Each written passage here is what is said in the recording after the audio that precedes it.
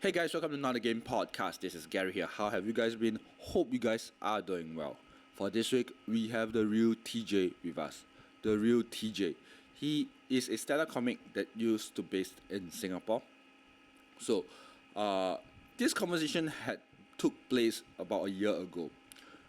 The real TJ was in Singapore and we decided to come and get him and we had a chat. It's a great chat. It's a fun chat that I had. He used to be at the start of the comedy scene in Singapore. He has contributed quite a fair bit, without me realizing it. He talked about the time where he had with Jonathan Atherton. We shared a lot about his joke writing. We shared about like presenting styles. He shared his time during while growing up at a environment that's wildly different from us, right? So I had a lot of fun. I had a lot of chat. It's a good chat that I talked to him. And without further ado, let's bring this conversation that I have with the real TJ. Enjoy.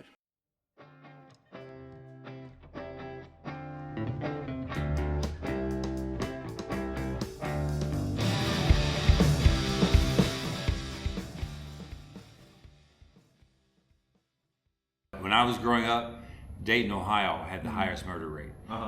Dayton is divided into west side and east side. All the black people live on the west side, white people live on the east side, and the sides are separated by a river. Okay. It's a very definitive separation. All the jobs in the factories were on the west side of Dayton.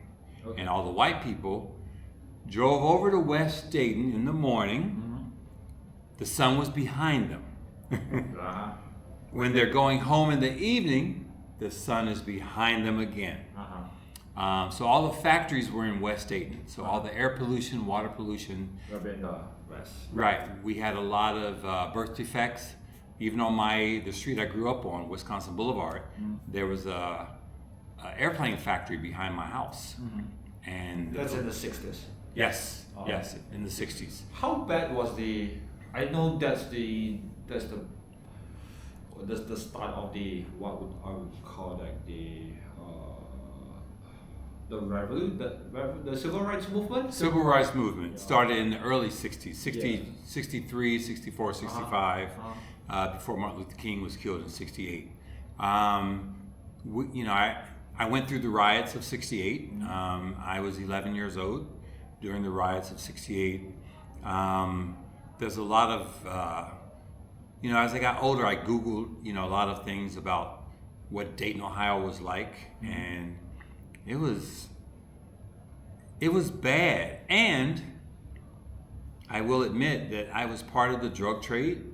I'm very lucky that I got away from Dayton because I was in the drug trade. How bad was the drug trade? Oh, it was heroin, cocaine. Weed was very small. Most of the people in Dayton, Ohio did heroin and cocaine. That's hard drugs, though. Right? Yes, that's hard drugs, yes. I worked for a drug dealer. And I started when I was about 15 washing his cars. He had 3 really high-end Cadillacs, Oldsmobile, and I washed his cars. That feels like I don't know. I think drug Cadillac is like the go-to car for. Back then, especially in Ohio, because that's a General Motors town, right?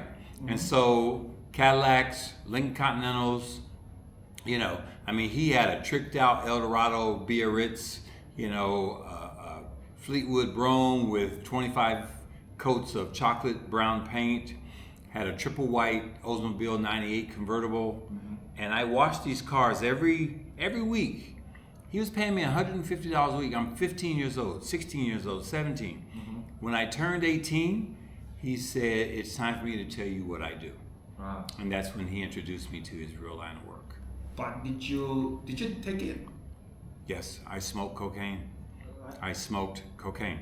Because it's so prevalent at the point of time. I suppose it feels like a rite of passage, right? Well, not a rite of passage. Not everyone did it. I've got 4 brothers. My oldest brother was a heroin addict. He just did 20 years at San Quentin. He's been out 4 years. He's doing great.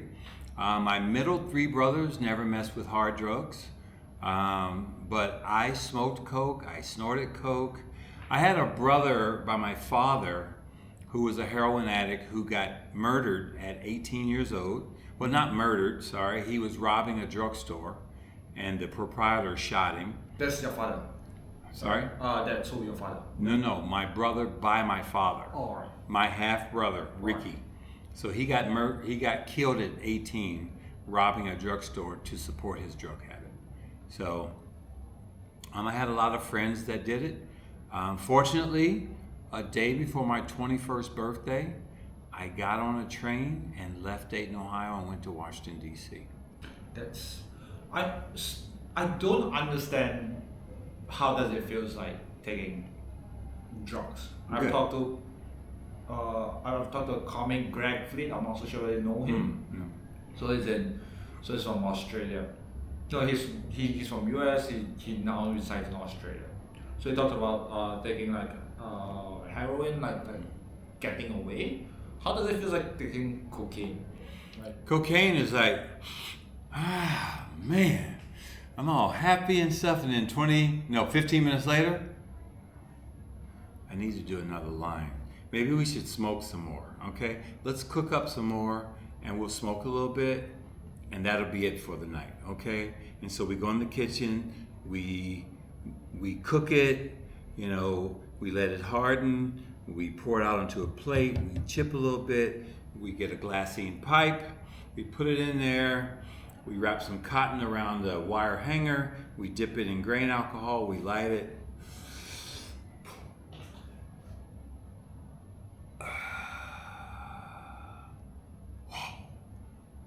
Shit. Oh, that's good. Oh man, we stand up, we walk around, we put our hands on our pants. Oh, woo! All right, that's it. That's our last one. All right, let's put this stuff away. Let's go to bed. It's 1 o'clock in the morning. 30 minutes later, you're doing it again.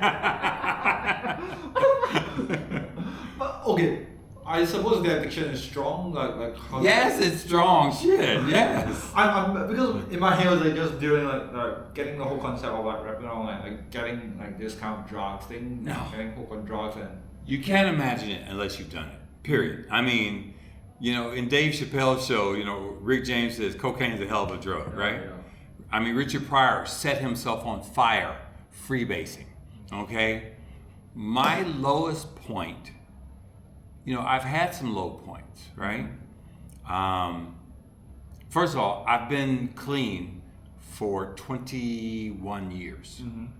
When my daughter was almost 1 year old, I sent myself to rehab because You have a kid right now. because I had a kid. I mean, I had a son already, but I had a daughter, and I was sharing custody with her mother, and her mother saw me one morning when I was supposed to pick my daughter up, and she said, "Give her to me." And I had been smoking cocaine all night, but it was my morning to go pick her up.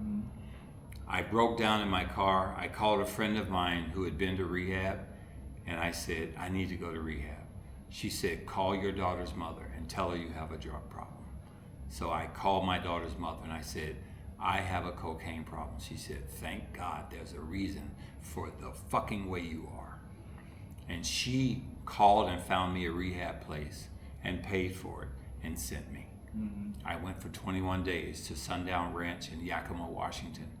I've never done cocaine since. What's the process like that? When you go, Yeah. I drove there with my 72 Cutlass convertible. You go in, they take away your car, they assign you a roommate. It was co-ed, but you can't talk to the girls. You have meetings every morning. You have share groups.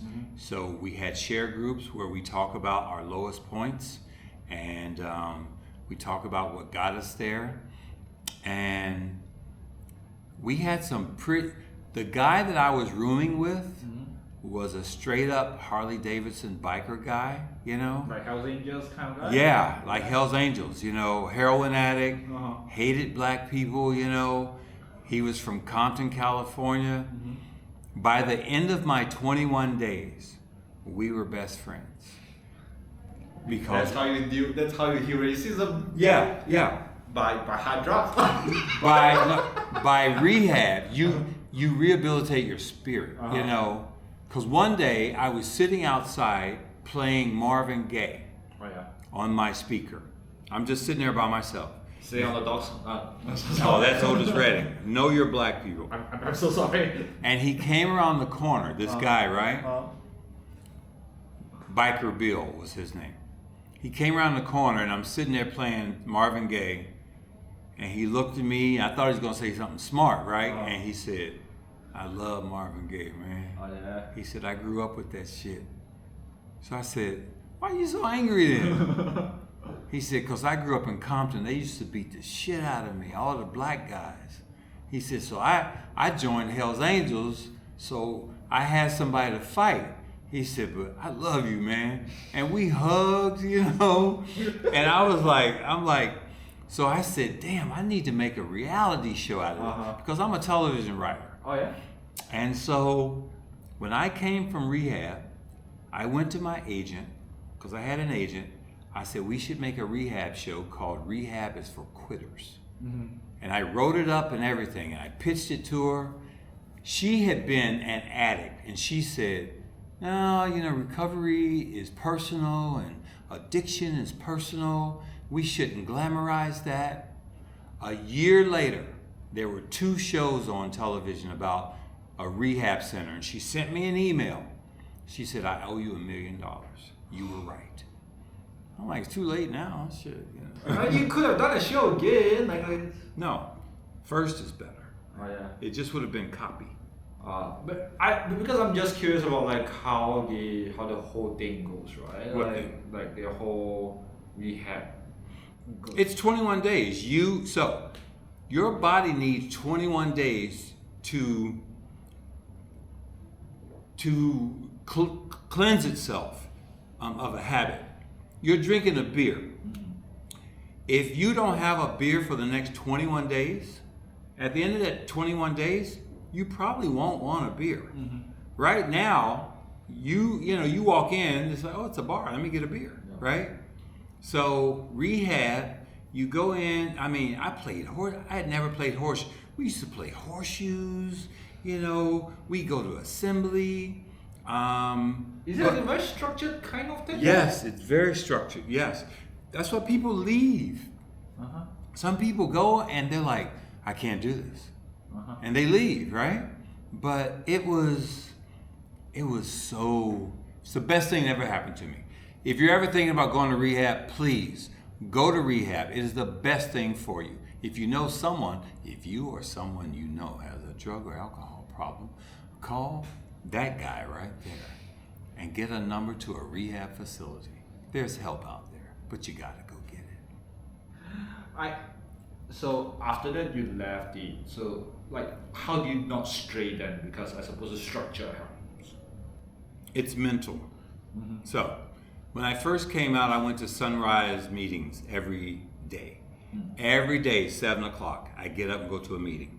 You know, Alcoholics Anonymous, Drugs Anonymous. Hi, my name is TJ. I'm a drug addict. Hi, TJ. You know, this is my 4th day here. I'm 25 days clean. Good for you. You know, I walked into a Nordstrom and I smelled some cologne and it reminded me of cocaine, but I'm stronger than that. You know, I was watching a movie and it was Scarface and they were doing cocaine. You know, all that stuff is there, right? It's all there. And you have to say no. I mean, even last year, one of my friends back home, we're out at a bar and he reaches in his pocket and he says, look what I got. He had an 8-ball of cocaine. And I was like, dude, you're crazy. I'm like, what are you doing with that? You're 50 years old, you know?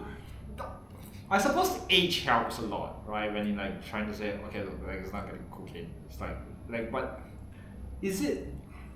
Maybe it's because I live in Singapore. I do not have the. What's the right word to use? I do not have. You don't have a reference. Yes, I don't have a reference. Go to Malaysia.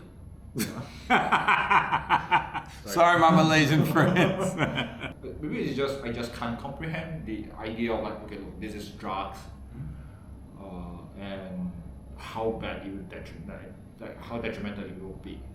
Let me ask you a question. How often do you drink? I don't drink very often. How often do you drink? Recently I've been it's like 2 or 3 days. 2 or 3 days? So switch the drink to drugs. That's all. It's the same thing. I mean, if you could smoke weed, you probably smoke weed. You're a pretty chill guy. If you could smoke weed openly, you would probably smoke weed. And you'd say, no, I just smoke a joint every now and then. But with harder drugs, it's more detrimental because, that can kill you. Alcohol can kill you over time. It's actually more detrimental because it's a slower thing. It'll destroy your liver. It'll destroy, your family. You'll go to work drunk.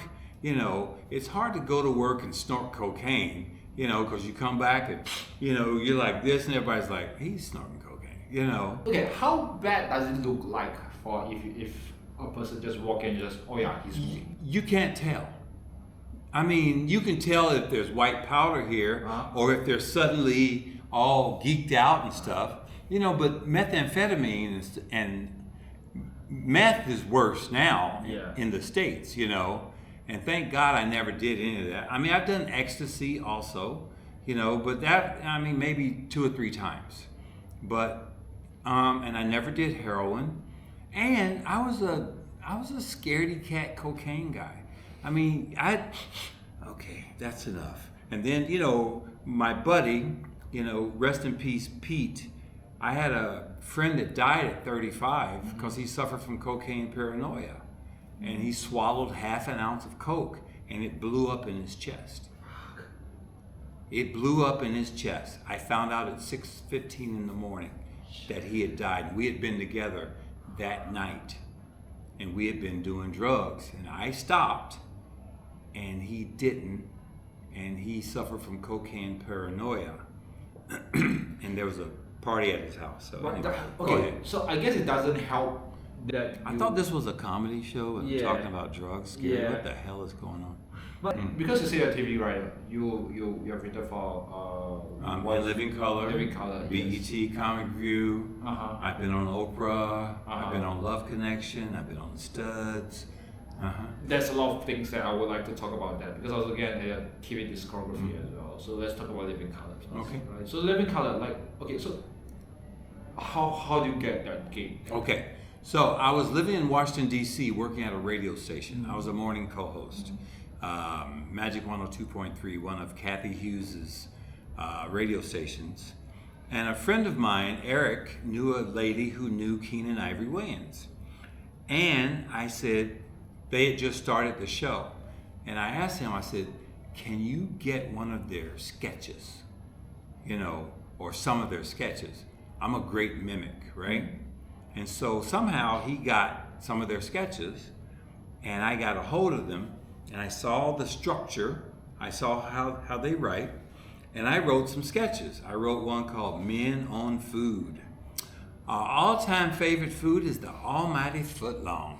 Imagine 12 inches of hot meat stuffed between 2 buns. I can feel it in my stomach now. Join us next week when we're sponsored by Trojan Condominiums. Once you move in these, you won't want to move out, honey. So I wrote Men on Food, Men on Dicks, the detective series. I wrote Junior's First Jerry Curl, the Legend of Homie the Clown, Fire Marshal Bill at the Burn Center. So I wrote those and I sent them to Keenan, never knowing if he would get them. He got them. He called me. He said, hey, I love your writing. Where are you? I said, I'm in Washington, D.C. He said, when are you coming to L.A.? I said, I'll be there soon. I took a train from D.C. to L.A. and I was hired under the Fox New Writers Program, and I just went in my office every day and wrote sketches. Wow. So how does it feel like to be in the room then? Oh, it was, so every Monday morning, we go in, We're sitting around a big table. Keenan's sitting up there, and you're pitching, right? And he's like, TJ, what you got? I'm like, so I got this thing called The Legend of Homie the Clown, and it starts with little Homie. He's just a little kid. He's dressed up as a superhero, and it's trick or treat. It's Halloween, and he walks up to this stretch limousine. It's Mr. Charlie, and the man rolls down the window and says, "Who are you?" And he says, "I'm a superhero." And the man says, "There are no black superheroes." And he slaps him. And little Homie says, "Homie, don't play that." And he grows up to hate the man. And that's where Homie the Clown started. And that's why he's so bitter, because the man crushed his dream, right? And Keenan will say, "I like it, okay," you know. Now Jim Carrey would sit in a corner with his pants down around his ankles, and if he didn't like something, you know, he was very funny. So yeah, so that's the writer's room. And so once they signed off on it, you'd have to go in and flesh it out, and then you turn it in, and they produce the skit. Just because I got someone else who wrote for The Living Color as well, I'm not so sure whether you know who he is. B. Mark Seabrook. Yeah. He was a writer as well. So Yes. I'm just curious about like the whole dynamic inside the writers' room as well. It's very competitive. Uh-huh. You know, it's competitive and it's collaborative, which is what led to my being let go. One of the senior writer producers, I'm gonna say her name, Pamela Vise, I'm very sorry. She came to me and she said, "Hey TJ, I'm working on this sketch, and like, how would a black kid diss his mom? Like, give me some verbiage." And I was like, instead of me saying, oh, he'd be like, "Yo, mama, what you talk about? You know, you don't come at me like, you don't step to me like that." Instead of me doing that, I got very indignant, and I said, "You know, that's like me asking you, just because you're a woman, how does it feel to have an abortion?" We're all writers, Pam. So, and she said, "Thank you." My lowest point. Monday morning, I'm in the office. TJ Johnson, can you come to Keenan's office? I'm like, "Oh, yeah, okay." And this was the first joke I wrote after that. I said, if payday is Friday and they slide you your check on Monday, you might be fired.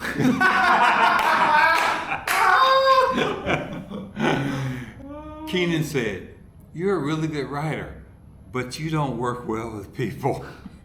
You know? He's like, "How could you say that?" He said, "It's a collaborative. She was respecting you by coming to you." I was young. I was arrogant. It was bad. It was. It was bad. Because I'm just curious whether is it really arrogance or is it because It was bad. It was too competitive that everyone It was like, bad. Uh-huh. I'm just gonna keep saying that. Uh-huh. It was the wrong thing to say. Uh-huh. It was the wrong thing to say. Uh-huh. Period. Move on. Mm-hmm. I move, you know, I think about it every day, every single day, because I'm a good writer, and that could have started my career if I had stayed there. I'll never forget, you know, when he slid that check, that big black guy comes through the door with a box. And after that job, I never took stuff to work, right? No pictures, no, you know, because cleaning your desk is the worst thing in the world. It's like, and people walk by your office like, "Oh shit," you know, and you put it, and the box is getting heavier. It's like, damn, I brought a lot of shit to work. You know, damn, why did I bring that, right? You know, and when you're walking out, and people are like not looking at you, and you go outside, and they watch you put the box in your Volkswagen Rabbit GTI Wolfsburg edition that you just got, and they take your Fox Pass out of your window, and you're walked outside, you know. I have a picture of my first day at Fox on here. I'll give it to you, you know. I'm like this, right? That was probably me leaving, but But yeah, so that was that job and a very low point for me. And because it's just like it's a big thing for a lot of people. I would imagine. What? Like being like in a writer's room, you Yes, have like yeah. Jim Carrey, you have Yeah. Keegan there, and it's like It's the start of a career. You know, you go from a writer's room to a showrunner to creating your own series. You're set for life. You're set for life, man. You know, I mean, Shonda Rhimes created Grey's Anatomy. You know, she's black female, right? But she started in a writer's room. And then she created Grey's Anatomy, and then she created Scandal, you know. And now, I always want to, are you single? Anyway, you know. But that's where it starts. It starts with someone saying yes to you, and you not messing that up. You know, and Hollywood can be very segregated. I won't say can be very segregated. You have black shows, you have white shows. You have black networks, UPN, Fox. You have white networks. Friends was a white version of a show called Living Single with Queen Latifah in them, right? Friends, right? But which one got famous, you know? Friends. But Living Single was there first. Now, in Living Color, and you know, a lot of people know this, and maybe Seabrook said it, the reason the show went off the air, Fox got football. They got Sunday night football. In Living Color came on Sunday nights.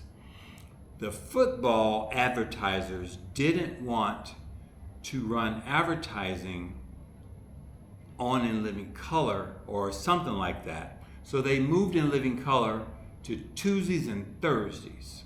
Which is not a good timing for it. Right, and it was diluting Keenan's syndication value. And that's what happened. That's why the show went off. That is the same thing that happens. Okay, so I'm not so sure. I think you should know Titus, right? The TV show itself, where they move around Yes. a lot as well. Yes. When it's like season 4 or something. Right. You can't even find it. Yeah. Yeah. And it's just like it's like moving 2 a.m. in the morning when nobody watches it. Right. And it got cancelled, right? So it's just like it's kind of sad to see shows got cancelled because you're like, all right, those are good shows. Right. Those are good shows. Like people watch shows like that. It's funny. It's people. But the powers that be, they don't see it. Even though there's a huge core group of people that love those shows, the powers that be, they say, you know, it's not performing well. It's not. The advertisers don't like it. The only thing that matters is dollars and cents. If the advertisers don't like it, it's not going to last. So, but that's what happened with In Living Color, and then I went on and did some other things. So, You say you did Oprah. yeah, I was a guest on Oprah. How did it go? What the fuck happened? Like how? So I got a call one day from Oprah Winfrey's, one of her producers. Hi, this is blank from Oprah Winfrey Show, and Christy Jones said you were a Mr. Right, and we'd like to have you on the show. I said, Christy Jones said I was a Mr. Right. Oh, I remember her. Yeah, we kicked it. She said I was a Mr. Right. He said, yes, we'd love to have you on the show to talk about it. I said, okay. So I told her, I'm going on Oprah, right? So they sent me a ticket. I'm staying at the Parker Meridian. So I fly into town. I meet Oprah. We go down, sit on the stage. She said, you've got a lot of personality. I want you to be yourself tomorrow. You know, we're going to be talking. And I said, cool. It's going to be me and Oprah, right? And this was in 1992, 93. Oprah was huge. This was fat Oprah, okay? You know. I still want to get Oprah on the show itself. Right. Oprah, you remember me, trust me, you do. I know you do. You sent my mom a picture after the show. So the next day, I go to the studio. They take me into makeup, and I'm sitting in there in the green room, and I'm looking at the lead-in show. There's a woman whose last name is Husbands, and she's been married 6 times, right? I'm like, that's a strange lead in. And then they came and got me, right? And I come out, there's 5 other guys there. And the teaser Oprah said was, okay, our next guest search for Mr. Right turned out to be a bust. Let's meet the men who did her wrong. First up is Terry. Christy said Terry disrespected her by giving the eye to other women. Terry, come on down. I said, fellas, grab your nuts. We've been had. What the fuck? So there's a very good quote that I will give you. Oprah, she started focusing on me. The other guys were boring. So she started talking to me, right? She said, so Terry, what was it about Christy? I said, well, you know, she had this nice little body and, you know, and I was checking her out and she said, well, you said you wanted what you saw in the telephone line. Because I met her, I'm at the phone company. I said, yeah, Oprah, but I wanted to test her out of the car. I didn't want to buy it. And Oprah said, that is what our mothers always warned us about. You know, when we come back, we'll find out more about Christine's disaster dates. So that was my big Oprah show, you know. But how's Oprah though? She was very nice. She was very nice. I felt like I was in the presence of someone that knew what she was doing. She was very gracious, very complimentary. The show was run very well. Nothing but good things to say. Because I'm just curious about like shows like that, right? Like you have like where it's daytime, where everyone was like they know what they are doing. It's a daytime. Oh yeah, no, it was a very tight ship. In fact, one of the guys, his name was Charles. He had on these glasses that he makes with this thing hanging, and they came and said, "You got to take that off. It's just killing your mic in your ear." Oh, yeah. And he was like, no, they said, no, you have to take that off, right? You know, he wanted to show his little product, you know. No, they were very specific about the sound quality and things like that. So, yeah.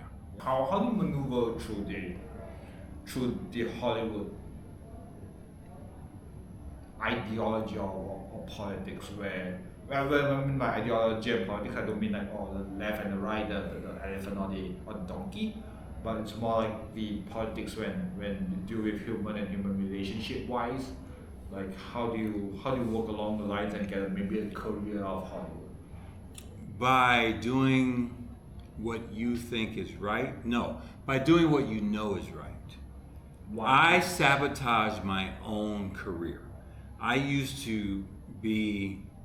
There's a comedy club called the Comedy Act Theater, where Robin Harris used to perform, and Jamie Foxx, and Joe Torre, and D.L. Hughley. I was also one of the MCs. Michael Williams liked me and used to put me up on stage, right, as MC. I sabotaged that one night. I got called late to go in. Somebody didn't show up, and I had been drinking already. And I got there, I was a little drunk, and the restroom was upstairs, the bathroom, the toilet, as they say in Singapore. And I followed this girl upstairs to the toilet, and I was talking to her, and I said, "You from DC?" She said, "Yeah." I said, "Hey." And she said, "Hey, I really have to pee." She said, if you want to talk to me, you got to come in.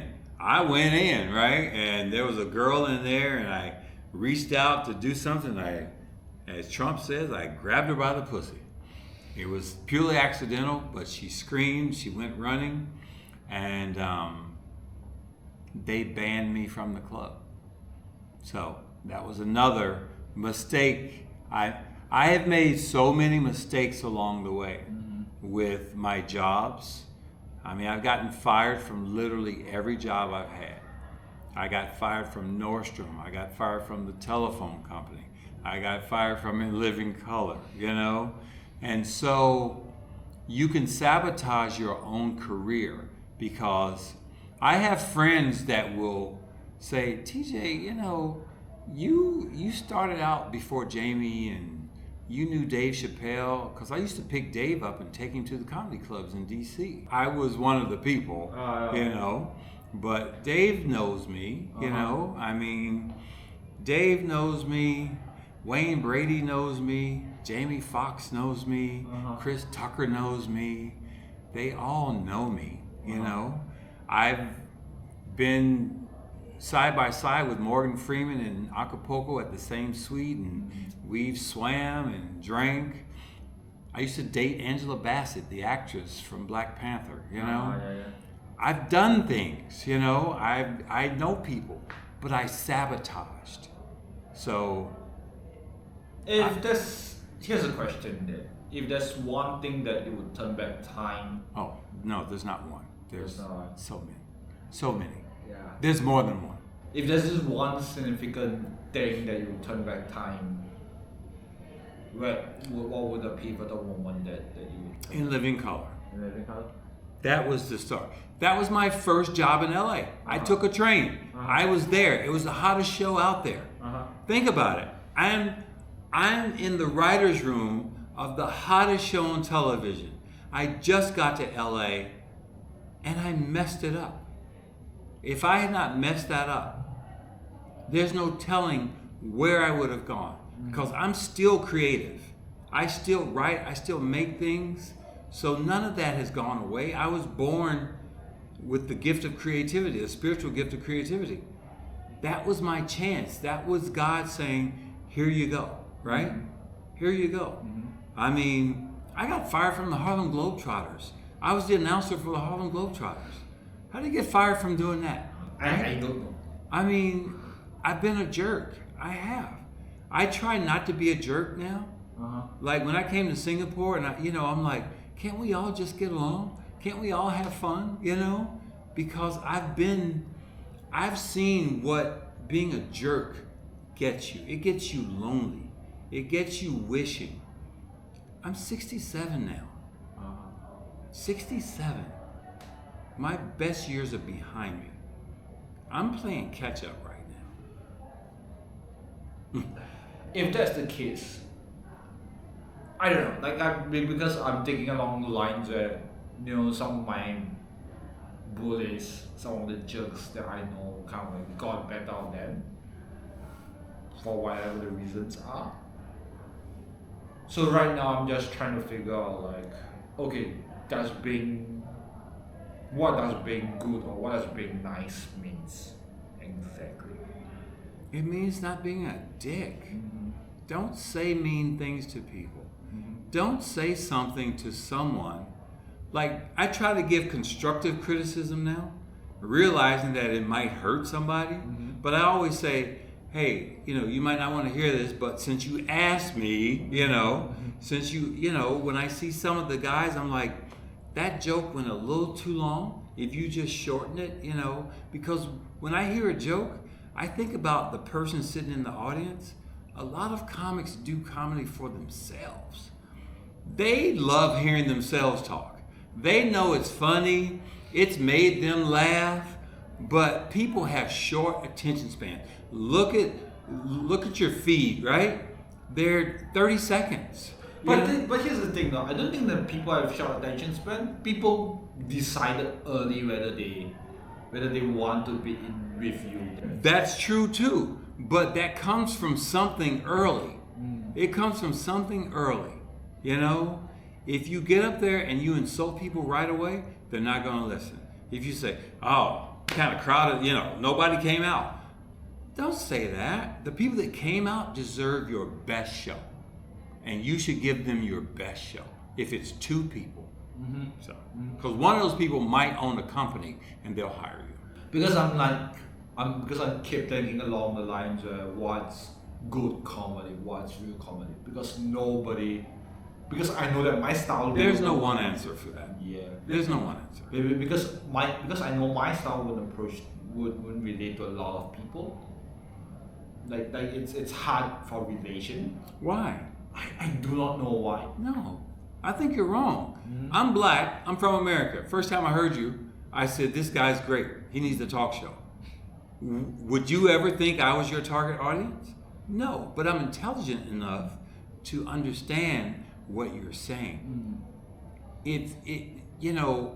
I came here 17 years ago from California to sing. I'd never been to Singapore, never thought about Asia. I hooked up with an Australian comic and we did everything together, right? And the people that we entertained, they got it. So, I mean, I was on television here on Asia Uncut. I was the first comic guest on Asia Uncut. So I think that if you think people aren't going to get your humor, that's a you problem. That's not their problem. That's you. I've never gotten on stage and thought, they're never gonna get me. I don't consciously think about it like that, but I do think about it. Okay, Why? maybe it's because the amount of failure that I got, like the amount of times that I died on stage. Right. They just go like, okay, I'm not really sure that this is for me, but I'm really doing it as a hobby. You get what I mean? Like it's something that I go, okay, this is happening right now. Let's do this. Not every night's gonna be, listen, we're not curing cancer. Uh-huh. We're telling jokes. We're trying to connect with people on a humorous level. Uh-huh. Not everyone gets my Kamala is Alamak spelled backwards. Not everyone gets it. But the ones that do, thank you, right? Uh-huh. But I keep writing. I write every day. Every single day I write jokes. If you're a comedian out there and you're not writing a joke every day, then what are you doing? Because something happens every day that's funny. Just see it, write it down, and work on it. Yeah, I don't write jokes every day. I try to improve jokes every day. You said improve. Yeah. You mean your current stuff? Yeah. What's your current stuff should be good already. Write a new one. I do worry about it. Sometimes I just like, hey, am I really that funny? Like, why is it really that funny in the first place? Someone's gonna find you funny. Someone's gonna find you not funny. Every time. When I'm on stage and I'm talking, I'm not looking at people's faces. If you look at people's faces, you may see disinterest. They may glance at their phones. They may look up, or they may laugh. But if you depend on audience reaction to do your job, you're wrong. Because when you get big, you won't even see them. You're lit on stage and you can't see one person. So do not get used to seeing them. Just if you know that you've done your best, that you've worked on this joke, that this joke has a good, feel to it, deliver it and move on. But, if you're an angst-ridden comic, then maybe that's your stick. And just go up and go, forgive me, I'm an angst-ridden comic and I'm just trying to make you happy. I'm just trying to make you happy, so do me a favor. And you pull on Louis Black. Like, right. Go fuck the world! Right. But they might just go, oh, thank you for being transparent, there's so many different styles of comedy. There's so many different styles. So, you just mentioned about 3 seconds when it comes to you decide whether this special you're gonna enjoy it or not. What would you think that's appealing to you when it comes to a sense of humor? I laugh at a lot of things. I laugh at a lot of different. I'm always happy when I find something, I'll see something on Instagram and I'm like, oh my God, that's really funny, And I try to have days where I don't share things, and it's hard because I swore I was never gonna like another video. I said, I'm not liking any more videos because if you like one racist joke, you're automatically a racist. You start getting all these other racist jokes, So I'm not gonna like. It's like they don't need my likes. But then I look, oh, it's got 156,000 likes. He doesn't need my like, but I really like it, So I'm torn. But I like a lot of different things. I like a lot of the comics that I see.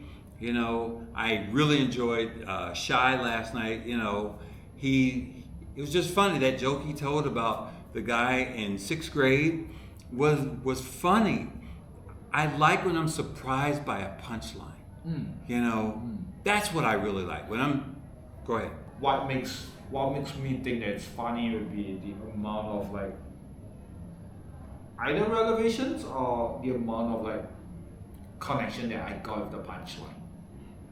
I mean, I can hear a punchline and go, that's really a smart punchline. You know, I really like that. You know, I really like the way he paid that off. You know, when Roy did the lemon stand Tuesday, and he did that story about the massage guy, it was hilarious. He said, and he kept bending down, whispering. I'm like, why is he whispering in my ear? It was just so good. He didn't rush. He took his time, and it was amazing. I didn't get the punchline, you know, but it was okay. It was funny to me, the whole thing. It was visual, and it was one story. And I was like, wow, that was really good, you know. So, yeah. I've been trying to find like what's funny, because I've written a bunch of jokes that I find funny, but it's just very hard to translate. So one day we should do a show where we read each other's jokes. Yeah. And we say funny or not funny, right? You know? Because it's kind of like, okay, I've talked to a couple of friends. Right. Like say like, oh, the comics friends, like there are certain reasons why I write certain jokes. Like I have a joke that we try to figure out, but I can't do it. Like saying like, how much would you sell your soul to the devil? Like does everyone's soul cost the same, or is it like communism or capitalist, like in the afterlife? See, that's too intelligent for me. See, when you set up a joke like that, how much would you sell your soul for? Most people go, I wouldn't. It's, you know, there's no price. But so that requires so much thinking, and then there's capitalism and communism, and you know, now it's politics, and it's, you know, so, but that's a Gary joke. It's just like those kind of jokes that I thought that it's really funny, like in a sense that at the end of the day, you're just like, oh shit, like it's. I think jokes works because it's not about you. It's about me, yes. It's about me like contemplating on the idea of like how much my soul works. But then again, you're contemplating on the idea of how society works as well. And I know this sounds very pompous, but that's how my brain works. Like that's how okay, look, this is how much my soul costs. Like it does have to translate it somehow. See, my soul is not for sale. See, so I couldn't relate. I would be sitting there going, no, you know, that's like, you know, would you rather save your daughter or your wife? It's one of those questions no one wants to think about. Yeah. See, sometimes no one wants to make that choice, and so they shut down and go, I'm not part of this conversation.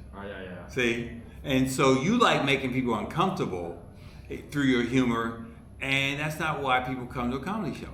That's why I don't belittle a couple. It's like, oh wow, how'd you get her? I would never do that. He paid money and brought his date. When he leaves, I want him to feel 10 feet tall. I want her to look at him and go, he really liked your hair, did he? You know, but nothing belittling. I can't stand that, you know? That's a style of comedy goes, right? Like some style of, some. We have a guy who's performing around town who's making a lot of people uncomfortable. He relishes in making people uncomfortable with his politics and stuff. I mean, that's not for me. So I'm the wrong person. Okay, I do make people feel uncomfortable. You do it intentionally. But I don't make people feel bad about themselves. That's okay, but you do what you do intentionally. I do what I do intentionally. You know, I do. I want people to know I love Singapore. I love Singapore. You know, I came here and I just love it. I love the uncles and MRT, and that's my style. You get up on stage and you say things that make people uncomfortable. We all have our own style, and it's okay. It's okay. I'm going back to your life right now because I'm pretty much very intrigued about you. right? Like you've done so many things. What would you? Here's a question, right? If you could point out a pivotal moment if you could point out a pivotal moment that defines who you are, is there like a pivotal moment that that defines who I am? Mhm. Well, I don't know who I am. I mean, yeah. My mother, my brothers made me really smart, and they made me really love music. I read everything. My grandmother gave me books. I mean, Isaac Asimov. are you still keeping contact with your brothers? Yeah, I've got 4 brothers. We're very close, of course. Absolutely. My oldest brother sent me a picture just today, you know?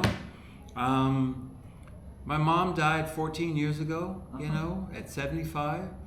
But my mother used to come to the school when they would kick me out of school, and she'd sit there and light up a cigarette, and she'd say, "He's not bad, he's just smart. He's bored." I was bored in school. I was really, really smart. What kind of kid you are in school then? Like what? I was bad. I was smart and bad. My nickname really was Little Radio. I wouldn't stop talking, but I was smart. I passed every test, but I got bored. I failed the 6th grade because I slapped my teacher. She slapped me and I slapped her back. And my mother said, "I don't slap him. He's got 4 brothers. I don't slap him, you know?"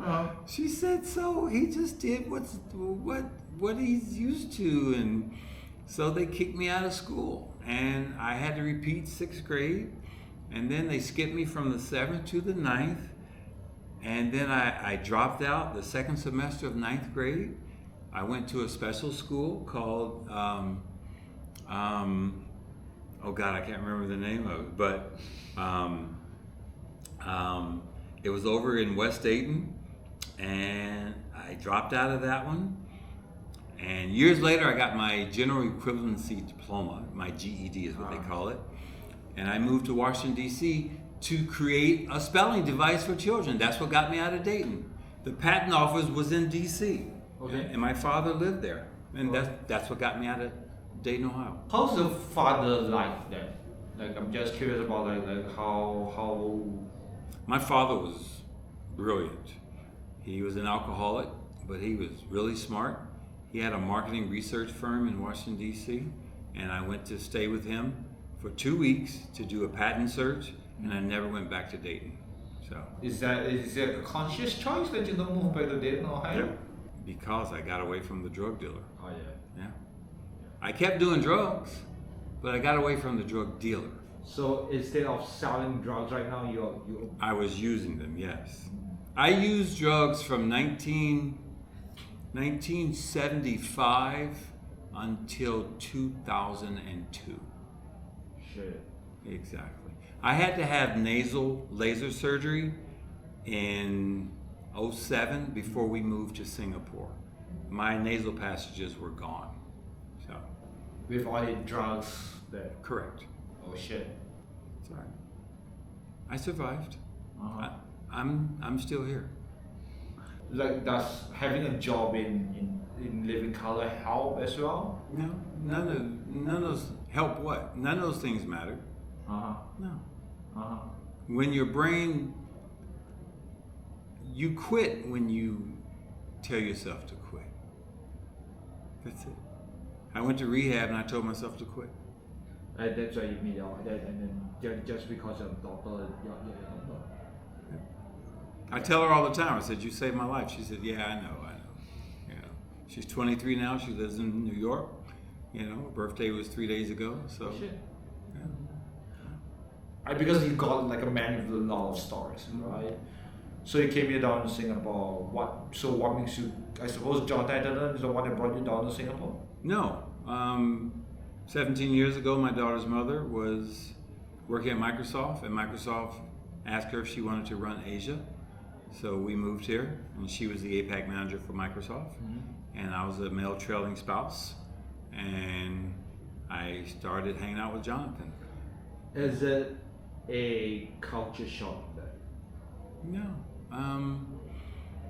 You know, for whatever reason, I was very flexible. I wrote a couple of articles I wrote for the Santa Fe relocation called The Road to Singapore. I was interviewed by Heidi Sarna. Something funny happened on the way to Singapore. It was a warm, not culture shock. It was a beautiful culture experience for me and my daughter. My daughter's mother had lived here previously, so she was familiar with Singapore. She worked for Microsoft before, but took my daughter to the American school, and you know, I used to hang out with the Orchid Uncle behind Dunner and Close, you know, and I had a car. I drove all over Singapore, so no, it was beautiful. Not a culture shock, but a culture upgrade, which is why I came back. I always said I would come back, and I came back 2 months ago. This is one thing that will end. I think it's a beautiful way to end this podcast. But this is one thing that I want to ask. Like, if you could tell your 20-year-old Self. what would you tell? What would you tell him? I would tell my 20-year-old self to finish what you start. I was 20 when I went to DC. I had schematic drawings for a spelling device for kids called the Spell Safe. I did a patent search at the patent office in Crystal City, Virginia. I sent a query to Craig Burt, the director of New Ideas at Fisher-Price.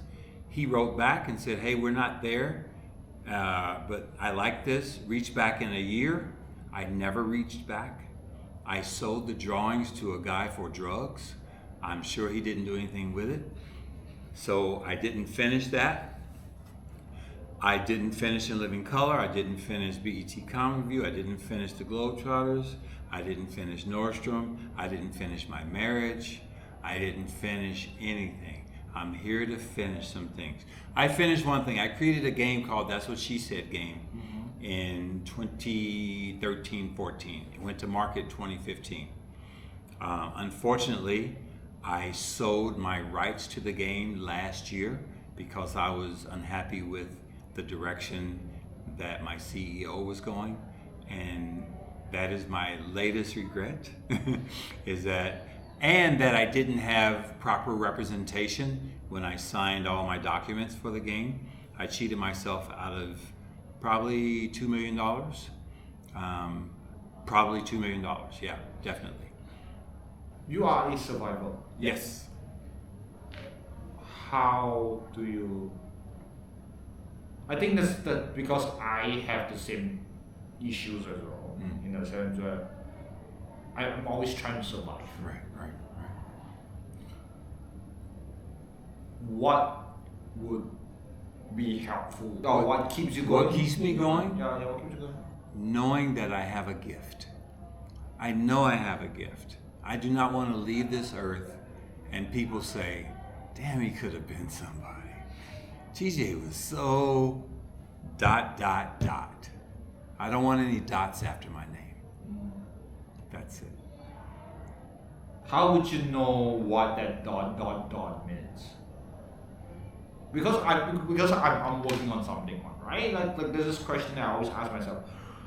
I don't want to leave that ... as well. Right. So what would that ... be? Because I do not know what my ...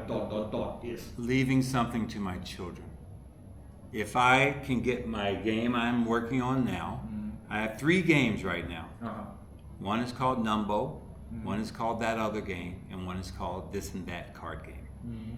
If I can get them to the market with proper equity is the catchphrase. Because That's What She Said game was not proper equity, right?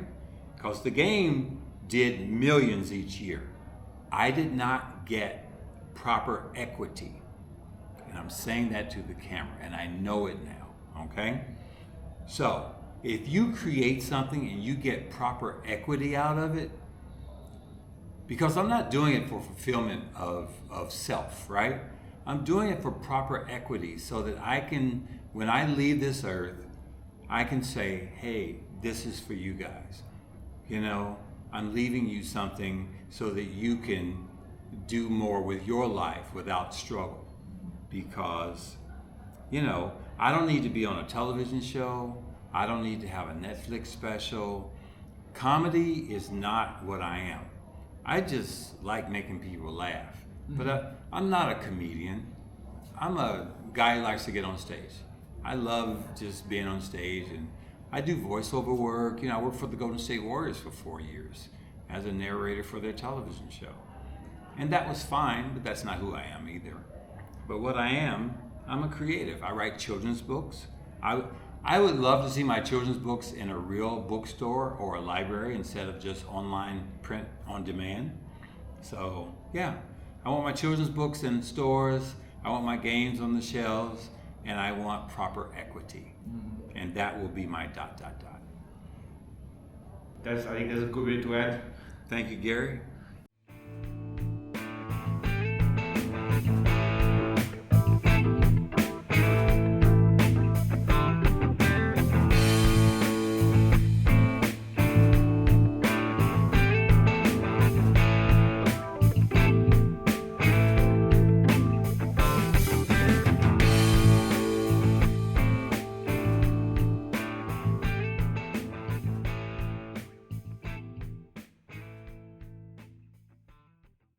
So that's the end of my conversation with the real TJ. I had a lot of fun talking to him, right? He's a very cool dude, a very nice dude. And I've learned a lot from him in this podcast. So, yeah. I'll try to release these episodes weekly right now. If not, it will take a little bit of time to fully edit as well. A lot of things is changing in my life right now. So hopefully I can get to see you next week then, right? See you again sometime soon. See ya.